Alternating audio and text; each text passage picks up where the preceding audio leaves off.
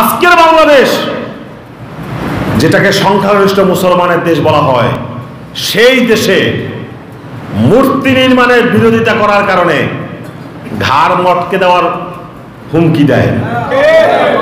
আরে আহম্মকের দল, ঘাড় যদি কাউকে মটকাতে হয় তাহলে প্রথম মটকাতে হবে বঙ্গবন্ধু শেখ মুজিবুর রহমানকে। কেন? ভাস্কর্য আর মূর্তি একটা অপরের পরিপূরক। সেটা মানুষের হোক কিংবা অন্য কোনো জানোয়ারের হোক, যে কোনো প্রাণীর প্রতিকৃতি বানানো এটা ইসলাম সমর্থন করে না, এটা গুনাহের কাজ। এটা আমরা শিখেছি কোরআন হাদিস থেকে। তোমরাই বলো গৌরব করে, গর্ব করে, যে বাংলাদেশে বঙ্গবন্ধু নাকি মাদ্রাসা শিক্ষা চালু করেছিলেন, বঙ্গবন্ধু নাকি ইসলামিক ফাউন্ডেশন প্রতিষ্ঠা করেছিলেন। উনি যদি মাদ্রাসা প্রতিষ্ঠা না করতেন, উনি যদি ইসলামিক ফাউন্ডেশন না করতেন, এই দ্বীনি ক্ষেত্রগুলো তৈরি না করতেন, আমরা কোরআন হাদিস পড়ার সুযোগ পাইতাম না, আমরা জানতাম না যে প্রতিকৃতি বানানো গুনাহের কাজ, আর আজকে আমরা প্রতিবাদও করতাম না। তাহলে যিনি আমাদেরকে এটা জানার সুযোগ করে দিয়েছেন, প্রথম ঘাড় মটকাইতে হইবে তাকে। পিঠা পায়েসে আপ্যায়িত হয় আবার রাত 11টা-12টায় জ্যোৎস্না রাতে জমির হাইল ধরে আমরা নিজেদের বাড়িতে ফিরে আসতাম। আজকে সমাজের বাস্তবতা কি? রাত 10টা, 11টা, 12টা তো দূরের কথা, সন্ধ্যার পরে যদি ঘরে ফিরতে একটু বিলম্ব হয়, ঘর শুদ্ধ সমস্ত মানুষ অস্থির হয়ে যায়। কি কথা ঠিক কিনা? আজকে রাতের কথা বাদ দিলাম, দিনের বেলাও যদি আপনার আমার বোন কিংবা মেয়ে এক ঘর থেকে আর এক ঘরে যাওয়ার জন্য উদ্যত হয়, আমরা তার পথ আগলে দাঁড়াই। দাঁড়াও, একা যাওয়া যাবে না, কাউকে সাথে নিয়ে যাও। কেন? বর্তমান সমাজের যে বাস্তবতা, এতে আমি নিশ্চিত থাকতে পারি না যে আমার বোন কিংবা আমার মেয়ে পাশের ঘরে গিয়ে সে আবার যথাসময় নিরাপদে ঘরে ফিরে আসতে পারবে। আজকে মাদক আমাদের সমাজের রন্ধ্রে রন্ধ্রে কিভাবে প্রবেশ করেছে। 20 বছর আগে একটু চিন্তা করেন, এখানে আছেন অনেকেই চরমনায়ের মুরিদ যারা হন নাই, তখন একটু বাজে অভ্যাস অনেকের থাকলেও থাকতে পারতো, বিড়ি সিগারেট মাঝে মাঝে হয়তো টানতেন। তো একটু চিন্তা করেন তো, 20 বছর আগের কথা, আপনি একটা সিগারেট ধরাইছেন, ইন্ডিপেন্ডেন্ট দেখলেন যে বিপরীত দিক থেকে একজন মুরব্বী আসছে, আপনার পরিচিত না, আপনার গ্রামেরও না, কিন্তু বয়সে মুরব্বী। আপনি কি করছেন? তাড়াতাড়ি ফেলে দিয়ে হাত মুখ মুছে এমন একটা ভাব গ্রহণ করছেন যে এই জাতীয় কিছুর সাথে আপনার যেন পরিচয় হয় নাই। কি কথা ঠিক না? আর আজকে সমাজের বাস্তবতা কি? 8, 10, 12 বছরের ছেলেরা এসে আপনাকে বলে, আঙ্কেল পকেটে ম্যাচ আছে নাকি? এটা এই সমাজের বাস্তবতা। সেই 15-20 বছর আগের জ্যোৎস্নাতে জমির হাইল ধরে আত্মীয়ের বাড়িতে হেঁটে হেঁটে বেড়াতে যাওয়া, আবার ফিরে আসা। 15 বছর আগের সমাজের মাদক ব্যবহারের যে চিত্র, সেই কথাগুলো যদি এই প্রজন্মের কাছে আমরা বলি, তাহলে আমাদেরকে তারা বলবে যে আমাদের সাথে তোমরা গল্প গুজব করছো। ঘুষ, দুর্নীতি, এগুলোর কথা বলার অপেক্ষা রাখে না। একটা বালিশ বিক্রি হয় 7,000 টাকা। কি কথা ঠিক না? 10,000 টাকার কারণে যারা মানুষের জীবনে নিরাপত্তা দেবে, তারা মানুষের জীবন হরণ করে। আজকের এই সমাজ যে কলুষিত, এর জন্য দায়ী কারা? এর জন্য আপনি আমি দায়ী। আপনার আমার সচেতনতা না থাকার কারণে, সমাজে আপনার আমার প্রতিবাদী ভূমিকা না থাকার কারণে, আপনি আমি এই অন্যায়, অনিয়ম, দুর্নীতি, দুঃশাসনের বিরুদ্ধে রুখে না দাঁড়ানোর কারণে দিন দিন এগুলো শুধু বেড়েই চলছে। যদি আমরা প্রতিরোধ করে তুলতে পারতাম, যদি আমরা প্রতিবাদ জানাতে পারতাম যথাযথ ভাষায়, তাহলে এগুলো এভাবে বৃদ্ধি পেতে পারতো না। আর এই পরিস্থিতির জন্য সবচেয়ে বড় দায়ী হলো স্বাধীনতার পর থেকে যাবৎ পর্যন্ত যারা এই দেশটাকে শাসনের নামে শোষণ করেছে। তাদের অযোগ্যতা, তাদের অদক্ষতা, তাদের ব্যর্থতার কারণে স্বাধীনতার পরে আজ প্রায় 50 বছর হয়ে যাচ্ছে, দিন উন্নতির দিকে যায় না এই দেশ, বরং অবনতির দিকে ধাবিত হচ্ছে। এই ধান্দাবাজ, স্বার্থবাজ ক্ষমতাসীনরা নিজের আখের গোজানোর জন্য, নিজের জীবনকে বিলাসবহুল জীবন যাপনের জন্য তারা এই মাদককে আস্কারা দিয়েছে, সন্ত্রাসীদের আস্কারা দিয়েছে, চাঁদাবাজি, টেন্ডারবাজদেরকে আস্কারা দিয়েছে। সমাজের পরিণতি তারা চিন্তা করে নাই, ভবিষ্যৎ প্রজন্মের কথা তারা চিন্তা করে নাই, তারা চিন্তা করেছে তাদের ক্ষমতা কিভাবে টিকিয়ে রাখা যায়। বন্ধুগণ, দেশ কিভাবেই চলবে নাকি? আমাদের দায়বদ্ধতা আছে না? এই কাজগুলো অন্যায় কিনা? এই অন্যায়ের প্রতিবাদ করার জন্য আল্লাহ রাব্বুল আলামিন আমাদেরকে আদেশ করেছেন না? তাহলে আমরা কেন নীরব বসে থাকব? কেন আমরা প্রতিবাদ করব না? আজকের বাংলাদেশ, যেটাকে সংখ্যাগরিষ্ঠ মুসলমানের দেশ বলা হয়, সেই দেশে মূর্তি নির্মাণের বিরোধিতা করার কারণে ঘাড় মটকে দেওয়ার হুমকি দেয়। আরে আহম্মকের দল, ঘাড় যদি কাউকে মটকাতে হয় তাহলে প্রথম মটকাতে হবে বঙ্গবন্ধু শেখ মুজিবুর রহমানকে। কেন? ভাস্কর্য আর মূর্তি একটা অপরের পরিপূরক, সেটা মানুষের হোক কিংবা অন্য কোনো জানোয়ারের হোক, যে কোনো প্রাণীর প্রতিকৃতি বানানো এটা ইসলাম সমর্থন করে না, এটা গুনাহের কাজ। এটা আমরা শিখেছি কোরআন হাদিস থেকে। তোমরাই বলো গৌরব করে, গর্ব করে, যে বাংলাদেশে বঙ্গবন্ধু নাকি মাদ্রাসা শিক্ষা চালু করেছিলেন, বঙ্গবন্ধু নাকি ইসলামিক ফাউন্ডেশন প্রতিষ্ঠা করেছিলেন। উনি যদি মাদ্রাসা প্রতিষ্ঠা না করতেন, উনি যদি ইসলামিক ফাউন্ডেশন না করতেন, এই দ্বীনি ক্ষেত্রগুলো তৈরি না করতেন, আমরা কোরআন হাদিস পড়ার সুযোগ পাইতাম না, আমরা জানতাম না যে প্রতিকৃতি বানানো গুনাহের কাজ, আর আজকে আমরা প্রতিবাদও করতাম না। তাহলে যিনি আমাদেরকে এটা জানার সুযোগ করে দিয়েছেন, প্রথম ঘাড় মটকাইতে হইবে তাকে। ক্ষমতার চেয়ারে বসে কথা বলো, হিসাব পাও না, না? কাকে বলো, কি বলো? ভাস্কর্য আর মূর্তি এর পার্থক্য বোঝাও আমাদেরকে। মন্ত্রিত্বের আসনে বসে বলে যে মূর্তি আর ভাস্কর্য কি, এটা নাকি আমরা বুঝি না। তোদের মতো মন্ত্রী আমরা সকাল সন্ধ্যা পড়াই বেটা। ভাস্কর্য আর মূর্তি এর পার্থক্য আমরা বুঝি না, তোমরা বুঝো। হ্যাঁ, আমরা বুঝি না, ওরা বুঝে। আমরা মনে হয় যেন আর এক দেশে পড়াশোনা করি, আর ওরা কোথা থেকে কি পড়ে আসছে ওরাই জানে। স্পষ্ট কথা, কোরআন ও হাদিসের মাধ্যমে পেয়েছি কোন প্রাণীর প্রতিকৃতি বানানো জায়েজ নাই। যতক্ষণ পর্যন্ত চেষ্টা করা হবে ততক্ষণ পর্যন্ত আমরা এর প্রতিবাদ করব। আর মটকে দিতে আসবা, নিজের ঘাট থাকবে কিনা সেই হিসাব আগে করবা। এটা মুসলমানের দেশ। মুসলমানের দিকে যদি কেউ রক্তচক্ষু নিয়ে তাকানোর চেষ্টা করে, চোখ উপড়ে ফেলা হবে। হাত তোলার চেষ্টা করে, হাত ভেঙে দেওয়া হবে। মুসলমানের দিকে যদি কোনো কর্কশ ভাষা করে, কণ্ঠকে চেপে দেওয়া হবে। এটা সৈয়দ ফজলুল করিমের বাংলা, এটা হাজী শরিয়াতুল্লাহর বাংলা। সুতরাং রাষ্ট্র ক্ষমতা হাতে পেয়ে যদি মনে করো যে আমরাই সর্বসর্বা এই দেশটার মালিক আমরা, তাহলে ভবিষ্যৎ পরিণতিও মাথায় রেখে সামনে কথা বলার চেষ্টা করবা। আমরা এই দেশে ভেসে আসি নাই, আমরা এই মাটিতে জন্মগ্রহণ করেছি। এই দেশ আমার। যদি এই দেশে কারো ইসলাম বিরোধী কর্মকাণ্ড করার সাহস দেখাতে চায়, প্রতিবাদ করার সাহস আমাদের আছে। এত সোজা না, এত সহজ না। তোমরা মূর্তি বানাবা, আল্লাহ ভাঙ্গার বাহিনী কোথা থেকে তৈরি করে দেবে তাও তোমরা জানবা না। মাঝখান দিয়ে দেশের কিছু টাকা লস করবা। কি কথা ঠিক না ভাই? মাঝে মাঝে দুই একজনের কথা শুনে মনে হয় যে আমরা মনে হয় বার্মা থেকে এই দেশে আসছি, আমরা মনে হয় যেন ওই ভারত থেকে এই দেশে আসছি বা অন্য কোনো দেশ থেকে আসছি, আর এই দেশটা ওদের বাপ দাদার, এটা ওদের কাছে ইজারা দেওয়া, সেরকমই মনে হয়। তোমরা দেশে রোহিঙ্গা, যিনি কয়েকদিন আগে একজন মন্ত্রী বলছেন যে আমরা নাকি এদেশে পরগাছা, ওর বাড়ি চিটাগাং, সন্দেহ লাগে ও মনে হয় রোহিঙ্গা, বার্মা থেকে নদী পাড়ায় এপারে আসছিল। নতুবা অন্যদেরকে পরগাছা ভাবে কিভাবে? আমরা তো আমাদের অন্তপক্ষে 10 পুরুষের ইতিহাস বলতে পারি যে আমরা বাংলাদেশে জন্মগ্রহণ করেছি। আমরা ভারত থেকেও আসি নাই, পাকিস্তান থেকেও আসি নাই, আমরা বার্মা থেকেও আসি নাই। আমাদেরকে বলে আমরা নাকি পরগাছা। অপরাধ কি?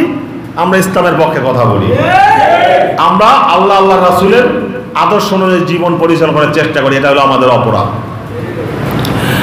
যাই হোক বন্ধুগণ, এই পরিণতি হয়তো আরো ভয়াবহ হবে। আজকে ইসলামের পক্ষে কথা বলার কারণে আজকে আপনাদেরকে হুমকি দেয়, কালকে হয়তো সেই হুমকির বাস্তবায়ন ঘটানোর চেষ্টা করা হবে। আজকে ইসলামকে মিটিয়ে দেওয়ার ষড়যন্ত্র করে কালকে হয়তো ইসলামকে মিটিয়ে দেওয়ার জন্য তারা আরো এক কদম সামনে এগোবে। আর আমরা কি বসে থাকবো নাকি?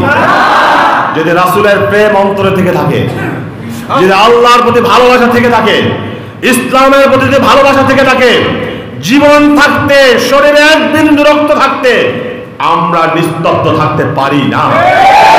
এই অন্যায়ের প্রতিবাদ জানানো আমাদের দায়িত্ব। মৃত্যুর পূর্ব পর্যন্ত আমরা এর প্রতিবাদ জানিয়ে যাব ইনশাআল্লাহ। আর আমরা যদি আল্লাহর উপর তাওয়াক্কুল রেখে ইখলাসের সাথে আমরা ময়দানে দাঁড়াতে পারি, বিজয় আমাদের অবশ্যম্ভাবী। আল্লাহ রাব্বুল আলামিন কোরআনুল কারীমের মধ্যেই সে কথা বলে দিয়েছেন, ওয়ালা তাহিনু ওয়ালা তাহজানু ওয়া আনতুমুল আ'লাউনা ইন কুনতুম মুমিনিন। সুতরাং বিজয় আমাদের অবশ্যই ধরা দেবে, কিন্তু সেই বিজয়টা হয়তো আমাদের জন্য সহজ হবে না। সেই বিজয় যদি সহজ হতো তাহলে আল্লাহ রাসূল সাল্লাল্লাহু আলাইহি সাল্লামের দান মোবারক শহীদ করা লাগতো না। ইসলাম প্রতিষ্ঠা যদি এত সহজই হতো আল্লাহর রাসূলকে হয়তো রাজপথে রক্ত ঢালতে হতো না। ইসলাম যদি এত সহজেই প্রতিষ্ঠিত হতো আল্লাহর রাসূলকে মক্কা থেকে মদিনায় হিজরত করতে হতো না। আমরা কি করেছি ইসলামের জন্য? একবার চিন্তা করেন তো, আল্লাহর রাসূল কি করেছেন, সাহাবায়ে কেরাম কি করেছেন, আর আমরা কি করছি? কিছুই তো করলাম না। এখনো পর্যন্ত শরীর থেকে এক ফোঁটা রক্ত ঝরালাম না। এখনো পর্যন্ত জেল জুলুম নির্যাতনের মুখোমুখি হলাম না। আর আমরা স্বপ্ন দেখবো যে ইসলাম প্রতিষ্ঠা হয়ে যাবে। এত সহজ না ভাই। যদি আল্লাহকে ভালোবেসে থাকি, আল্লাহর রাসূলকে যদি ভালোবেসে থাকি, সত্যিকার অর্থেই যদি অন্তর থেকে চেয়ে থাকি যে এই ভূখণ্ডে ইসলাম প্রতিষ্ঠিত করতে হবে, তাহলে হয়তো সর্বোচ্চ ত্যাগের পরীক্ষার জন্য আমাদেরকে প্রস্তুত হতে হবে। আজকে বড় দুঃখ লাগে যে আমরা মুসলমান বেঁচে আছি আর আমাদেরকে দেখতে হয় যে আল্লাহর রাসূলকে গালি দেয়।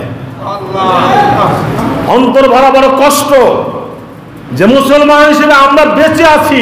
একটা বিলাসবহুল বাড়ি নাই বা হলো, একটা বিলাসবহুল গাড়ির মালিক নাই বা হতে পারলেন, একটা আয়েশি জিন্দেগি নাই বা হলো, আমার জিন্দেগিটা নয় কষ্টময় জীবন হলো।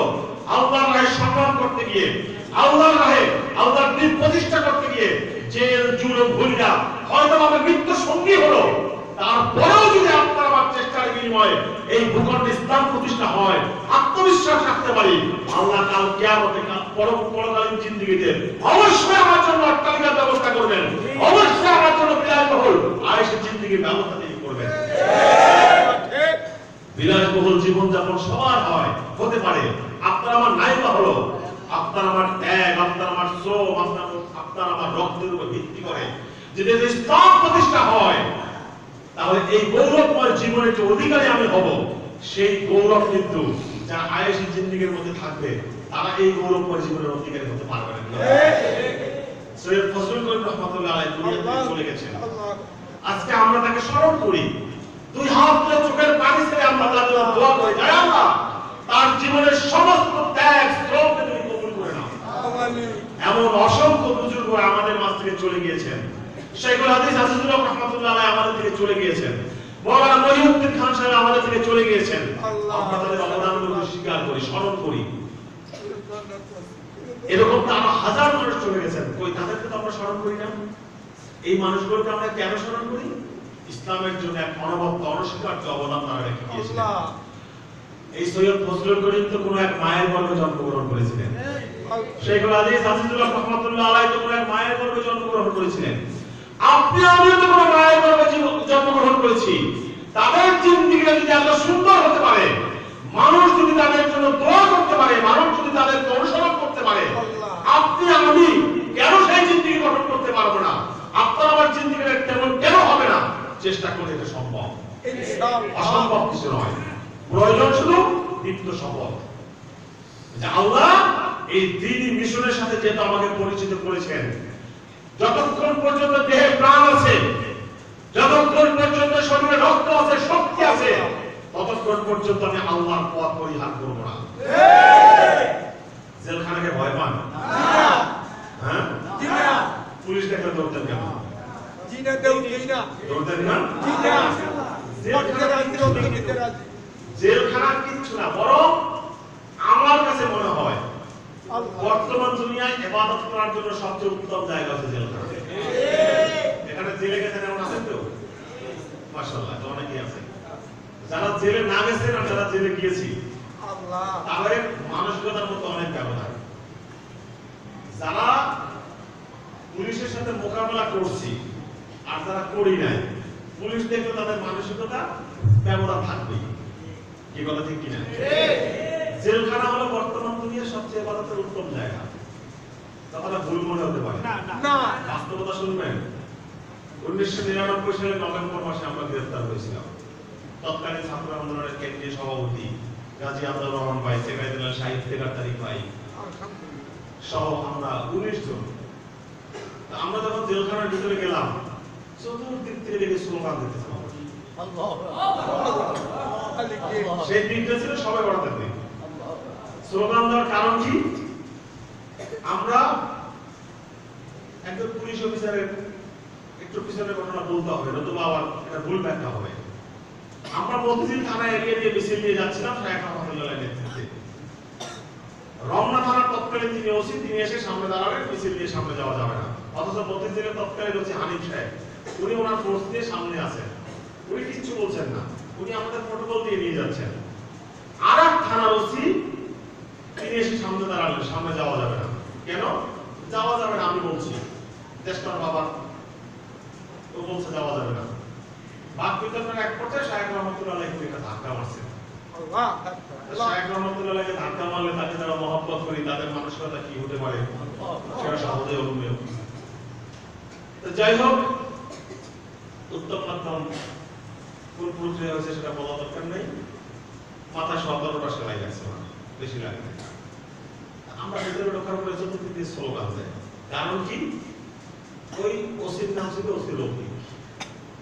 ওনার হাতে মার খায় নাই বিএনপির তৎকালীন কোনো সিনিয়র নেতা ছিল না। মুরব্বীদের মনে থাকতে পারে সাদেক হোসেন খোকাকে মারার পরে রক্তের চেহারাটা একদম ভরা ছিল। আওয়ামী লীগের আমার বলছিল যে গরুর রক্ত মাথায় ঢেলে দিয়ে নাটক করতে আছে, মুরব্বীদের মনে থাকতে পারে। সেই ওসি রফিক, তো তার হাতে নিবৃত্ত হয়ে হাজার হাজার বিরোধী কর্মী ছিল জেলখানার ভিতরে। ওরা যখন শুনছে যে ওসি রফিককে আমরা মারছি, তখন চতুর্দিক থেকে স্লোগান। যাই হোক, আমাদের সাথে ছিলেন আমাদের তৎকালীন যুগ্ম মহাসচিব সাইফুদ্দিন মিয়া এসব।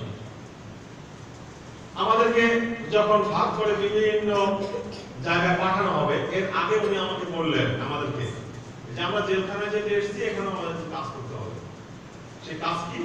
প্রথম কাজ হলো আমাদেরকে যাকে যেখানে পাঠানো হোক না কেন, ওখানে সকাল সন্ধ্যা হালকা থেকে কায়েম করতে হবে, আমাদের সঙ্গে ভিত্তি করার চেষ্টা করতে হবে এবং দাওয়াতের মাধ্যমে যত বেশি সংখ্যক ভাইকে সম্ভব তৎকালীন ইসলামী শাসনতন্ত্র আন্দোলনের সাথে সম্পৃক্ত করার চেষ্টা করতে হবে। এই কর্মসূচি আমাদের দিয়ে দিলেন। তো জেলখানার ভিতরে যখন গেলাম মাগরিবের আগে, গিয়ে ওখানে রাইটার আর পাহারাদার থাকে, যারা গেছেন তারা জানবেন। তা আমাকে আমাদের যিনি রাইটার, উনি হলেন লালবাগের 7 মার্ডারের প্রধান আসামি। উনি আমাকে বসায় রাখলেন।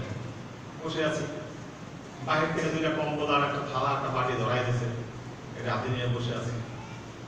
কিছুক্ষণ পরে অধৈর্য হয়ে যাচ্ছি, কত করে যাবো, শরীর ক্লান্ত, 2 দিনের রিমান্ডে ছিলাম। হ্যাঁ, এরপরে 3 দিন পর্যন্ত এই থানা কারাগারটা ঘুরে গেছি, খুব ক্লান্ত।